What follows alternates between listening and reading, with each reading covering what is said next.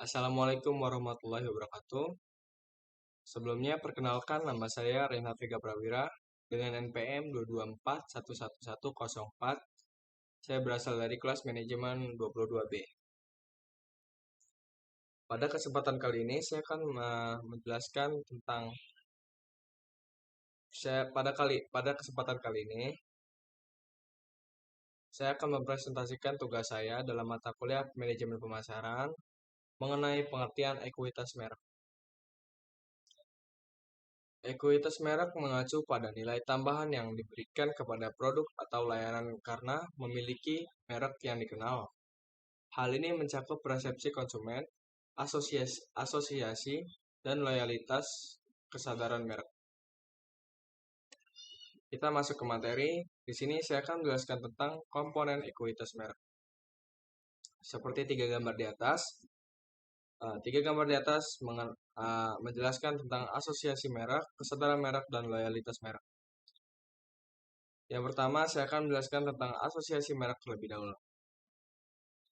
Asosiasi merek adalah mencakup citra merek, kualitas, dan keunggulan produk yang dikaitkan dengan merek tertentu.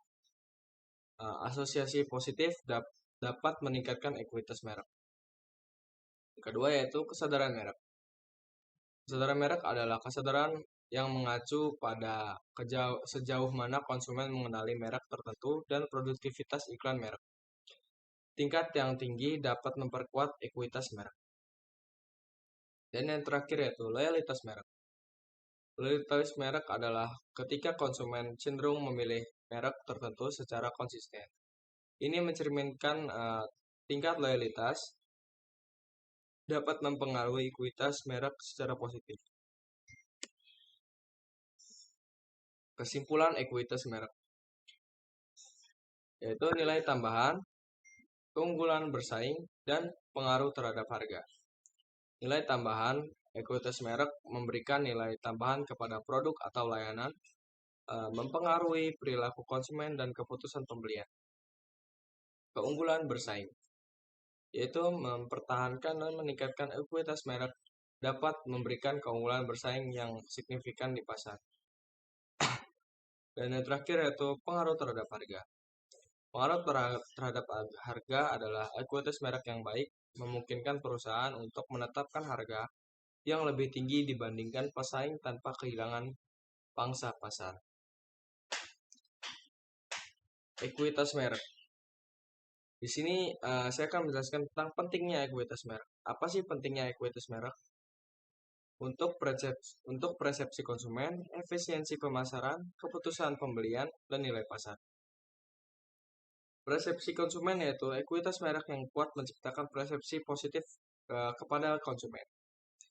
Efisiensi pemasaran untuk menumbuhkan ekuitas merek yang kuat dan memungkinkan perusahaan untuk menghemat biaya pemasaran. Keputusan pembelian. Keputusan pembelian adalah konsumen cenderung memilih produk atau layanan dengan merek yang kuat. Dan yang terakhir yaitu nilai pasar. Nilai pasar yaitu ekuitas merek yang tinggi dapat menciptakan nilai pasar yang signifikan bagi perusahaan. Kita lanjut ke slide berikutnya. Di slide ini saya akan menjelaskan tentang membangun ekuitas merek yang kuat. Di sini ada tiga. Yang pertama yaitu pemasaran bertarget, yang kedua strategi konten, dan yang ketiga yaitu kemitraan strategis. Saya akan menjelaskan tentang pemasaran bertarget terlebih dahulu. Pemasaran bertarget yaitu menentukan target pasar yang signifikan, spesifik, dan fokus pada membangun kesadaran merek di pasar yang ditentukan. Strategi konten yaitu menciptakan konten yang menarik dan relevan untuk konsumen dan membangun koneksi dengan merek. Dan yang terakhir yaitu kemitraan strategis. Untuk menjalin kemitraan dengan merek atau perusahaan lain yang dapat meningkatkan citra merek secara positif.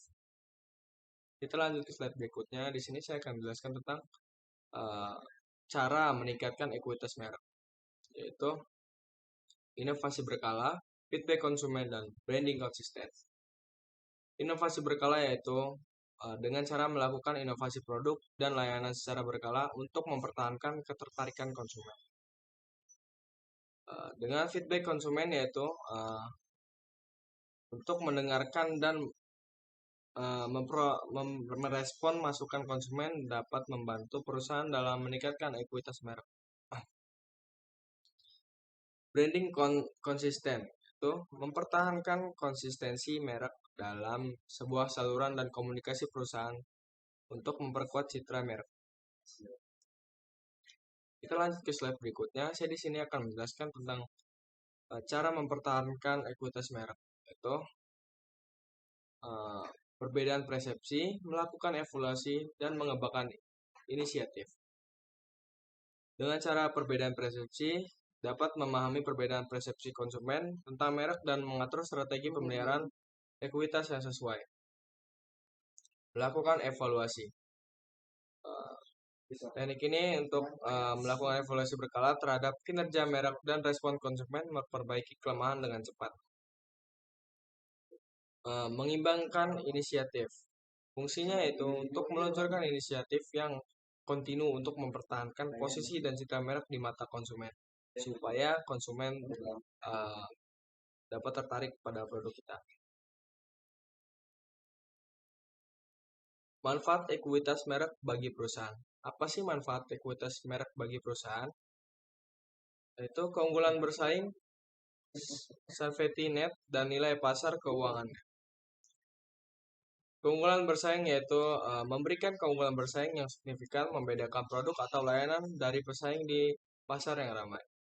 Safety net yaitu ekuitas merek yang kuat memberikan perlindungan bagi perusahaan dapat menghadapi fluktuasi pasar serta perubahan tren.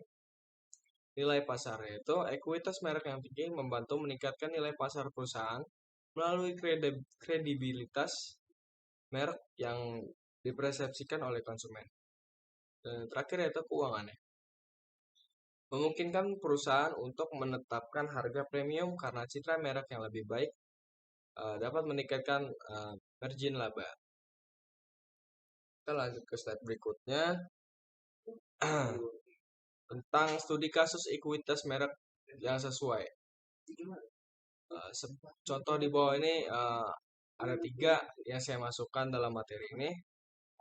Apple, yang pertama yaitu Apple Inc, yang kedua yaitu Nike, dan yang ketiga yaitu Coca-Cola. Apple Inc yaitu Apple dikenal dengan ekuitas merek yang sangat kuat. Hasil dari inovasi produk, desain yang menarik, dan upaya pemasaran yang cerdas. Nike menggunakan dengan kampanye pemasaran yang kuat dan asosiasi merek yang positif dengan atlet terkenal, Nike telah membangun ekuitas merek yang solid. Dan yang terakhir yaitu Coca-Cola. Coca-Cola mempertahankan dominasi dan ekuitas merek melalui kesinambungan kampanye, asosiasi positif, dan kehadiran global yang kuat. Oke, mungkin itu saja yang bisa saya sampaikan pada materi kali ini. Mohon maaf jika ada salah kata dari saya. Wassalamualaikum warahmatullahi wabarakatuh.